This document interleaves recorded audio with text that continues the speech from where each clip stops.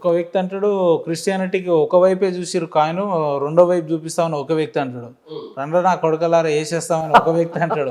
వీళ్ళు పాస్టర్ల ముసుగులు ఉన్న గుండాలా రౌడీలా లేదంటే ఏంది, ఏమన్నా ఇంకిత జ్ఞానం ఉందా, చదువుకున్నారా, మరి ఏం చెప్పాలి? మా క్రైస్తవం జోలికొస్తే నరికేస్తాం, పొడి చేస్తాం, కరి చేస్తాం అంటున్నారు. వాళ్ళు పాస్టర్లు కాదు, వాళ్ళు క్రైస్తవులు కాదు. వాళ్ళ స్వలాభం కోసం రెచ్చగొట్టే వ్యాఖ్యలు చేస్తున్నారు అంతే. రెచ్చగొట్టే వ్యాఖ్యలు చేస్తున్నారు. అంటే కొంతమంది ఒక చెంప కొడితే రెండో చెంప చూపించని చెప్పిన యేసు ప్రభువుని నమ్ముకొని అవతల వ్యక్తికి భౌతికమైన దాడికి ప్రేరేపిస్తున్నాము అంటే క్రైస్తవులు ఎలా అవుతాం? ఇది బేసిక్ అబ్బా, ఇది ఫండమెంటల్ ప్రిన్సిపల్. ఇది ఇప్పుడు నేను గాంధేవాదిని అని చెప్పి క్వార్టర్ ఎత్తాను అనుకో, కాంట్రడిక్షన్ కదా.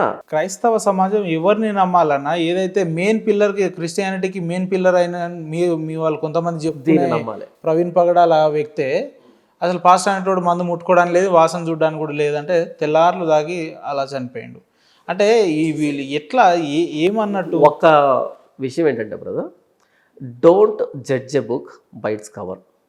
ఒక పుస్తకాన్ని దాని కవర్ను బట్టి జడ్జి చేయకూడదు.